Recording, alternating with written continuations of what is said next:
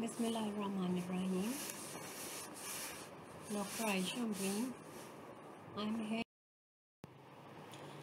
Now comes estimation of SGOT, serum glutamate oxaloacetate transaminase, and its other name is aspartate transaminase. It belongs to a group of enzymes called as transferases or only transferases. It is an intracellular enzyme present throughout the body, but the maximum amount is seen in the heart, liver, skeletal muscles, kidneys, and erythrocytes.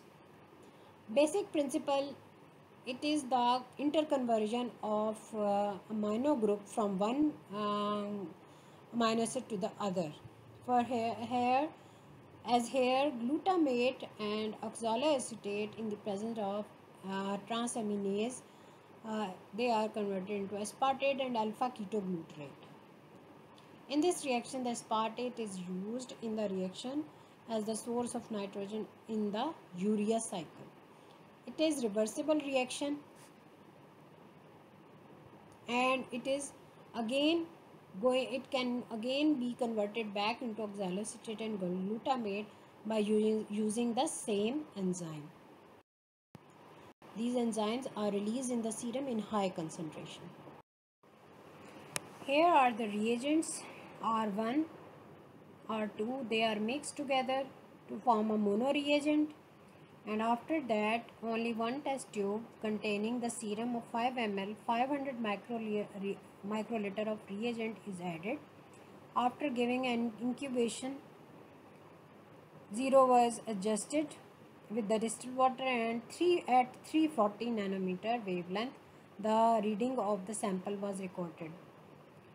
The absorbance of the sample was recorded, and the concentration of AST or SGOT, whatever you want to say it, is determined by the formula. Here we are not going to use any standard, as the here we are only going to use a blank in which the water was used as a blank and sample.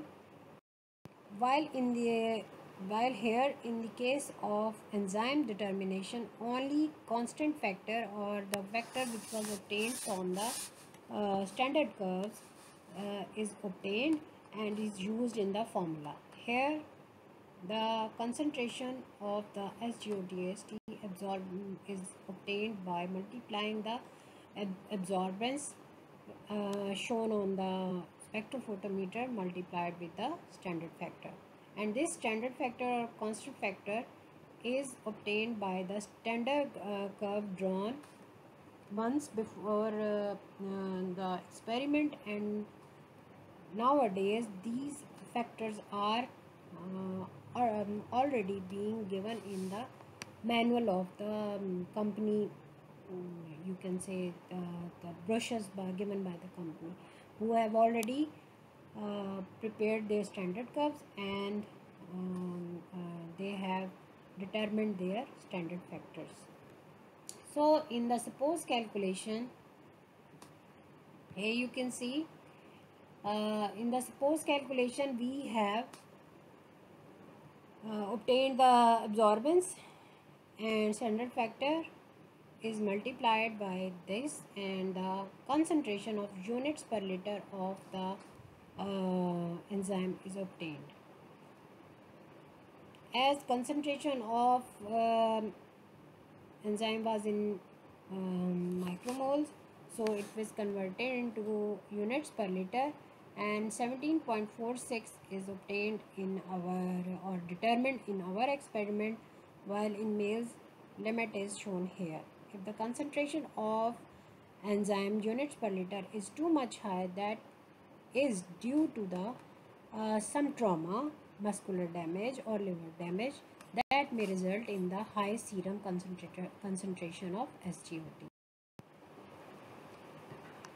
Increased level of AST SGOT in serum is seen in the following condition: myocardial infarction, initial stages of liver diseases, especially viral hepatitis, prolonged circulatory collapse, muscular disorders or dystrophies, For example, degenerative disease of skeletal muscle or muscular dystrophies. All of them, they lead to the high concentration of SGOT. This was all about the SGOT, serum glutamate oxaloacetate transaminase.